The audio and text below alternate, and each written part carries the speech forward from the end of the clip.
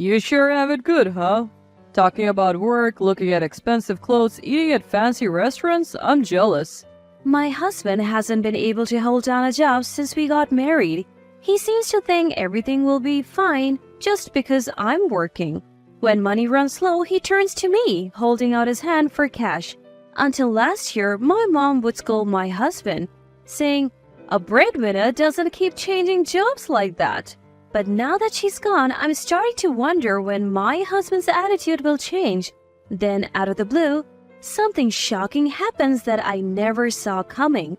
My name is Jeannie. I'm 67 and I work as a fashion designer. A fashion designer is someone who designs and tailors clothes for a living. My job includes selecting materials, thinking about designs, and creating patterns. Currently, I'm freelancing and teaching others how to make clothes. I share my experience and skill with young people. In addition, I oversee apparel brands and engage in various activities through clothing. I am blessed with 2 sons and I live with my eldest son and his wife. They moved in with me considering my busy work schedule. My daughter-in-law takes care of the household chores, so I can focus on my work without worry, and I'm grateful for that. Unfortunately, I don't have any grandchildren, but we live together happily. That day, I had planned to eat at a fancy restaurant after a clothing exhibition I was invited to by a friend. Due to my line of work, I get invited to various clothing exhibitions. It's educational and I was excited to go because I love my job. But my husband didn't like my enthusiasm and made a sarcastic comment. You sure have it good, huh? Talking about work, looking at expensive clothes, eating at fancy restaurants, I'm jealous. You could go to a fancier restaurant too if you just worked. Aren't you thinking about our future? And about the expensive clothes? These were left by my mom, I replied, but my husband just pretended not to hear. My husband has never been able to keep a job for long. It's been this way since we got married. At first, he said he was standing up for his colleagues at work and so on. After the second or third time, it seemed like the problem was with him. Lately, he's been saying things like, My back hurts or my leg hurts, and has been taking more time off work, eventually leading to retirement. When he runs out of money, he comes to me reaching out for more. He takes the money saying he's going to look for work, but I can see he ends up gambling it away. He has gout, so I don't want him drinking beer or any alcohol, but he always drinks. I can't work because my back hurts and I have gout. You know that. Well, I know a lot of people with those problems and they all work, I said, but Oh, it hurts. It hurts. Can you make me some coffee? My carefree husband would say. Then our eldest son's wife arrived. Yes, I'll make the coffee right away. I'm very grateful that our eldest son's wife is here, but I worry about her being a bit too upbeat. Mother-in-law, you are going out today, right? Leave father-in-law to me. I'll make sure he doesn't drink too much. Sorry for always leaving you with the housework and looking after my husband. I'll buy you a souvenir on my way back. Don't worry about it at all. Our eldest son's wife always speaks in a high tone, and I didn't want to hear that voice first thing in the morning. But I had to leave. On my way to the nearest station, I got a rare call from my second son, Tony. What's going on? A call from Tony? That's unusual, I said, to a somewhat whispered reply from Tony. Mom, are you home now? I'm on my way to the station for a clothing exhibition, I said, and he responded, That's perfect. I'm at the cafe near the station. Can you come over? Sure. I understand that time is limited. I replied and headed towards the cafe. When I entered the cafe, Tony was waving from a seat in the back. It's been a while, hasn't it? Are you doing well? I couldn't help but scrutinize Tony's appearance and complexion as his mother. I'm doing fine. You're looking the same, Mom. Yes, I'm fine. What's the sudden call for? I asked. Tony is my second son. When he married a woman older than him with a divorce history, he brought her home, but neither I nor my husband had a good impression on her. Since my husband opposed the marriage, Tony has been keeping his distance from our home. When I asked Tony later, he explained that his wife hadn't grown up with much family love and was shy and uncomfortable in public. She was the complete opposite of my oldest son's wife, I thought. I sometimes communicated with her over the phone or through messages. I hear from Tony too, but my husband keeps saying, Get a divorce already. As a result, Tony and my husband haven't seen each other for about 2 years. That was the backdrop to Tony's sudden call, and I was shocked at what he told me next. Mila said she saw Dad and your daughter-in-law walking together. Well, isn't it possible they went out together? Your father's unemployed again, after all. He quit his job again? Dad? Tony's face showed his disbelief. If that's the case, it's even more likely that Dad and my sister-in-law might have been walking together. Tony said, adopting the pose of someone deep in thought. I mean, what's the big deal? Isn't it a case of mistaken identity? That's the thing. They didn't look like an ordinary parent and child. What do you mean they're not parent and child? As I tilt my head, Tony says, Mom, you're always so slow to catch on. Dad's having an affair, that's what it is. Tony's voice raises slightly before he quickly lowers it. No way, stop it. Someone must have mistaken him for someone else. That's just like Dad. I laugh, then announce it's time for me to head to the exhibition and leave the cafe for the station. Even after hearing Tony's story, I can't think of anything that would confirm it, but I'd be lying if I said I wasn't a little disturbed. My husband isn't particularly dapper, nor does he fit the mold of a badass dad. Nor is he balding or fat, but still, even at the clothing exhibition, I seem to be in a daze. I was even asked by a friend, is something wrong with you? So when the exhibition ended, I asked my other friends to go ahead with the dinner at the upscale restaurant, and I decided to go back. I'm back! Silence in the house. I wonder if they're out, I think. Then my husband and daughter-in-law return, laughing happily. The moment they see me, they seem to distance themselves a little. Weren't you having dinner at the upscale restaurant? My husband asked, looking puzzled. Mother-in-law, are you feeling ill? Francesca seems to show concern, but her voice is still high-pitched. Yeah, a little. More importantly, where were the two of you when I asked? There was a brief moment when my husband and Francesca looked at each other. No, Francesca said she's never gambled before, so I thought it would be a good learning experience. Then Francesca hit the jackpot, so we just ate at a steakhouse. My husband spoke quickly. Francesca, was it really your first time gambling? I can't believe you won like that. It was true. Maybe the horse tickets father pig were just good, right? They both seemed to be enjoying their conversation when Francesca's husband Lex, our eldest son, returned home. Apparently, he had overheard the conversation and was angry, saying, Dad, don't teach Francesca unnecessary things. What will you do if she becomes addicted to gambling? Seriously. I'm sorry, we won't go again. Francesca begged forgiveness with her hands together, but Lex seemed a bit upset. No wonder, Lex was serious and didn't gamble or smoke. He only drank a little alcohol, and it was still a mystery why he had married Francesca. Was it because Francesca was beautiful? Well, that didn't matter. Here, Lex, I bought pizza for dinner. You're a boring and serious guy, he said, handing over the pizza. Then he staggered into the house, perhaps having had a bit to drink.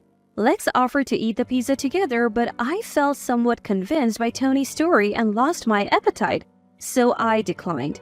Lex also seemed concerned that something might be really wrong with me. A few days later, I was looking for one of Mom's keepsake garments.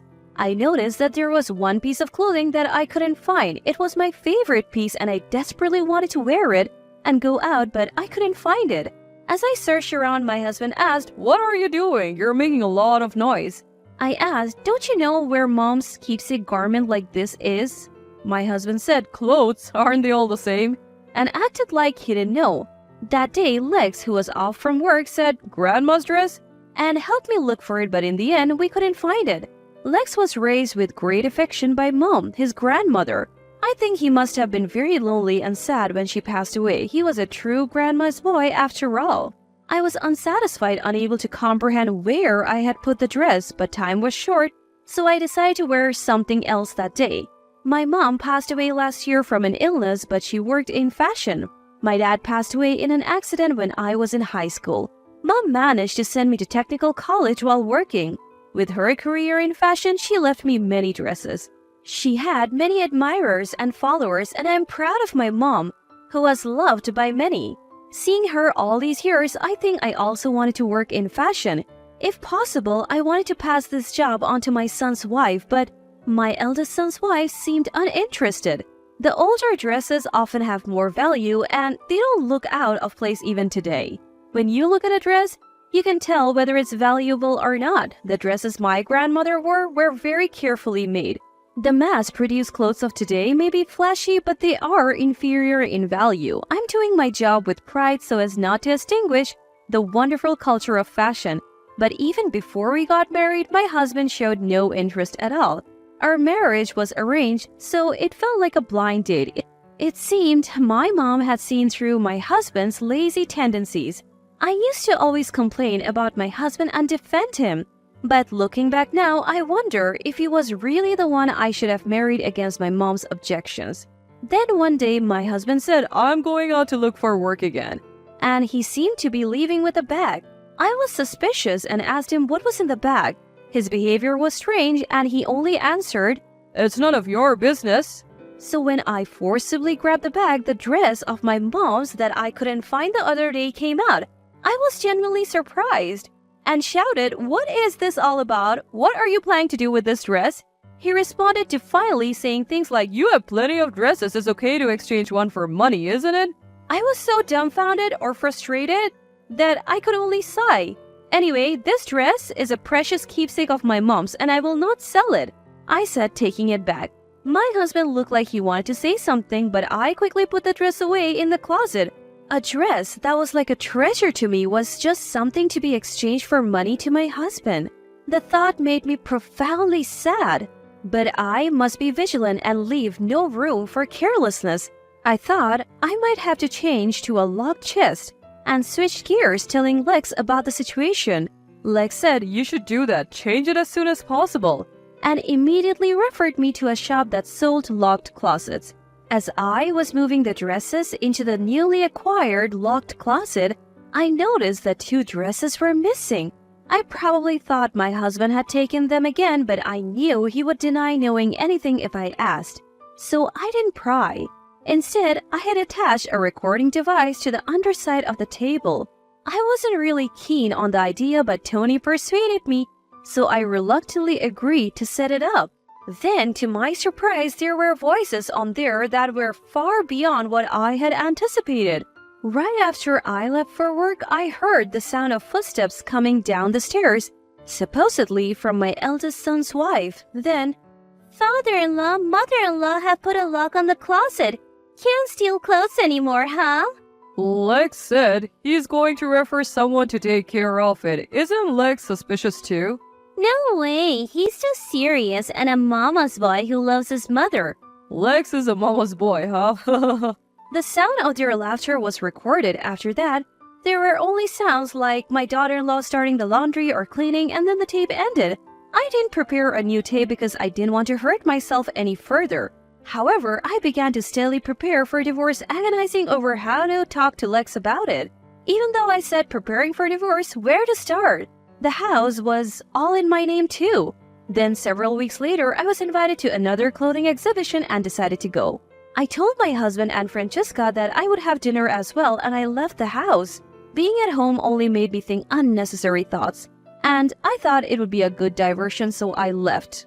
I believe that my recent lack of appetite was probably because of overhearing that conversation, so this time I decided to go to the upscale restaurant that I had missed last time. Still, even though it was for work, having a meal with people who understood fashion was fun, and I was enjoying the time for the first time in a while. Getting lost in conversation, and perhaps because I had had a little drink, I couldn't help but vent my frustrations. I was embarrassed to discuss family matters, but I mentioned to a friend that my husband and eldest son's wife had been acting strangely. Because I spoke in a whisper, the voices from the next room came through clearly, and those voices were unmistakably familiar. Could it be a coincidence that my husband and my eldest son's wife were in the room next door? Francesca's high-pitched voice was resonating. I thought about calling out to them, wondering if they were celebrating a gambling win again, but I overheard their conversation. The moment I heard it, I panicked and called the police. A friend nearby noticed my pale face and recorded the conversation on her cell phone. I couldn't stop trembling from what I heard, feeling as if I was about to lose control. A few minutes later, I heard the sirens of the police cars. Who is the woman requesting protection? I am. I managed to make my way to the entrance of the restaurant. The sirens caused a commotion inside the restaurant. Then my husband and Francesca emerged from the private room. You? What are you doing here? That's my line, isn't it? Is the protection request from your husband? No, it's my husband and this eldest son's wife. What happened, mother-in-law? I'm just here for dinner with your husband. She looked as if she had nothing to do with it. That's when my friend said I made sure to record it and played back the recording on her phone. It captured the nefarious scheming between my husband and Francesca. My husband had said he had quit his job, but in reality he was fired for embezzling company money, and he had been selling my clothes to pay the compensation. Moreover, the two of them were in a romantic relationship and they had been secretly poisoning me little by little. They were saying awful things about me and our eldest son. It was all so horrible. I just wanted to cover my ears. I became so frightened that I asked the police for protection. Even after hearing the recording, Francesca casually said, "Come on, mother-in-law, it's obviously a joke," and laughed. At that moment, I felt like I saw a hidden side of Francesca. You shouldn't bother the police with a family squabble, my husband added. With the recording alone, the police were scratching their heads when our eldest son, Lex, arrived. After I left the room and called the police, I had also contacted Lex and our second son. Officer, please look at these pictures. I had them investigated by a detective agency, Lex said, handing over a large envelope. Then our second son, Tony, arrived. I helped too. Dad, what are you doing with Francesca? You're in no position to talk about my wife. Don't you think it's disgraceful? My husband was so shocked by Tony's direct confrontation that he couldn't say a word. Even in this chaotic situation, Francesca tried to play the victim, saying things like, "I was attacked by father-in-law one day."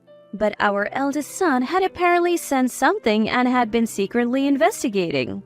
Lex wouldn't even look at Francesca. Inside the envelope were several pieces of paper with the contents of the investigation, along with photos of my husband and Francesca entering a hotel, and my husband bringing my mom's clothes to a consignment shop. Furthermore, it was revealed that Francesca had been seducing a male pharmacist at the prescription pharmacy to get my husband's medication secretly. She had been mixing that medicine into my food. I didn't want to ask what kind of medicine it was, so I decided not to. But now I'm taking medication to relieve the symptoms caused by that drug, and I'm feeling much better. This became the irrefutable evidence. A beautiful young married woman sure attracts attention. Or is there no pride in being a pharmacist? I went to school for 6 years and my parents would be in tears. That's what crossed my mind. Once the evidence was gathered, husband and Francesca were arrested by the police right away and put into a patrol car. My eldest son, second son, and I were told by the police that there was a statement, so we followed later and we apologized to the store for causing a commotion. I felt relieved, but at the same time, all my strength was gone and I was supported by my son. Husband and Francesca were not only charged with attempted murder against me and theft of my clothes, but husband was also accused of embezzlement from his previous company, so they will be in jail for a while. When they were released, I had already filed for divorce and he has no home to return to. This is truly self-inflicted. My eldest son also went through divorce procedures with Francesca. She apologized a lot, but he firmly told her that they could never start over and the divorce was finalized. It turned out that Francesca had a criminal record, having been arrested for prostitution in the past. Of course, Lex married her without knowing anything about it. Francesca had caused a lot of trouble for her relatives in this matter and her parents left money as an apology, but we accepted only half of it. I thought it would lighten the burden on Francesca's parents a bit. Lex seems quite unfazed and is talking about looking for a new girlfriend. There are many good girls among my juniors, so I'm thinking of introducing them once things settle down, but he's such a serious eldest son. My second son, who couldn't visit home until now, has been coming with his wife lately and I can tell they're worried about me. Furthermore, my second son's wife is 5 months pregnant with a baby. It's nearing the stable period of pregnancy. The thought of seeing my grandchild's face is incredibly exciting. It feels like a dream. Since my younger son's wife doesn't have her family home, I'm more and more keen on acting as a true parent. I have the room, so I'm also proposing that they move in with me. Mila, my younger son's wife, is interested in fashion, so after she gives birth, I'm secretly hoping she'll help me as my assistant in my work. I feel like I can get along well with Mila, but if my husband were to get out of prison while we're still alive, that would be a problem. Lately, I've been thinking about selling this house and living at a comfortable distance in a condominium if that were to happen. This house is filled with Mom's memories, so I intend to live here for a while longer. I may not have been blessed with my husband, but I can say I have been blessed with my sons. I'm also thankful to the friend who recorded the wicked plot of my husband and Francesca. They continue to be a support to me, and I'm planning to go on a trip soon. Also, Mom's keepsake clothes, which the police had kept as evidence, have returned from the vendor. I feel like Mom has been protecting me. From now on, I want to focus only on being happy and taking good care of myself.